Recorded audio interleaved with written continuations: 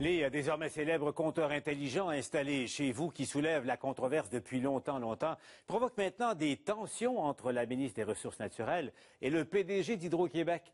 J'ai en effet mis la main sur une lettre dans laquelle la ministre sermonne Hydro-Québec pour la pénalité élevée que la société d'État veut imposer à ceux d'entre vous qui ne veulent pas de ces compteurs intelligents, justement. À Longueuil, certains ne veulent pas des nouveaux compteurs d'Hydro-Québec. C'est le cas d'Andrea Silva qui a fondé le groupe Longueuil Refuse.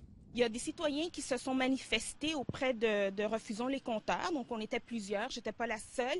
Et on s'opposait justement à ces compteurs intelligents parce qu'on voulait qu'il y ait un moratoire. Donc, des études indépendantes qui soient effectuées pour mesurer les impacts sur la santé, les impacts en ce qui concerne la question de sécurité, donc incendie, tout ça. Elle est aussi frustrée des frais de refus du compteur. Actuellement, il en coûte 343 $ la première année, 206 $ les années suivantes pour dire non. Si on s'oppose, bien, comme vous dites, on doit payer des frais punitifs pour avoir un compteur qui n'aimait pas alors qu'on n'a rien demandé. Madame Silva n'est pas la seule à s'opposer.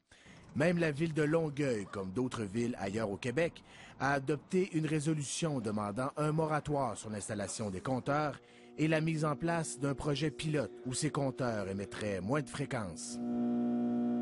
Mais le malaise n'est pas seulement chez les citoyens et dans les villes. Il se retrouve également chez la ministre des Ressources naturelles, Martine Ouellette, qui est également responsable d'Hydro-Québec.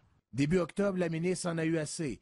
Elle décide alors d'envoyer une lettre à nul autre que le grand patron d'Hydro-Québec, Thierry Vandal, une mesure exceptionnelle. Dans celle-ci, elle fait part des préoccupations des citoyens et des villes et elle dit souhaiter qu'Hydro-Québec propose une solution administrative, technologique ou d'autre nature. Nous avons reçu des pétitions et nous avons voté à l'Assemblée nationale une motion unanime pour faire en sorte qu'au niveau de l'installation des nouveaux compteurs, ceux qui refuseraient n'aient pas de pénalité à payer. En entrevue, la ministre Ouellette confirme qu'il y a des pourparlers avec la société d'État. Et moi, j'ai fait de la représentation auprès d'Hydro-Québec. Depuis mon arrivée, d'ailleurs, en poste, c'est un dossier que je suivais lorsque j'étais porte-parole de l'opposition. Étonnamment, un mois plus tard, Hydro-Québec n'avait toujours pas répondu formellement à la ministre dont la société d'État relève. Nous nous sommes donc rendus dans cette conférence où participait Thierry Vandal cette semaine. Aujourd'hui, on va parler de Smart Grid. Ce dernier a confirmé qu'Hydro-Québec allait répondre aux questionnements de la ministre.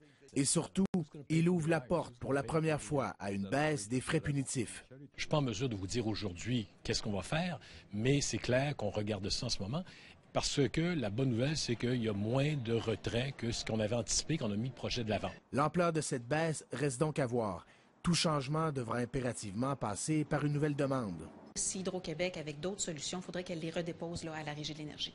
Sur la question d'un changement de technologie qui permettrait à Hydro-Québec d'activer et de désactiver à distance les compteurs, ce qui permettrait de diminuer au minimum les fréquences, le grand patron se montre moins enthousiaste. Ça, il peut y avoir des limites technologiques. On est en train de regarder cet élément-là également. Donc, dans les deux cas, on va pouvoir avoir des échanges qui vont se vouloir très constructifs, positifs avec la ministre. On veut travailler dans l'intérêt de tout le monde. En attendant, les opposants veulent être entendus.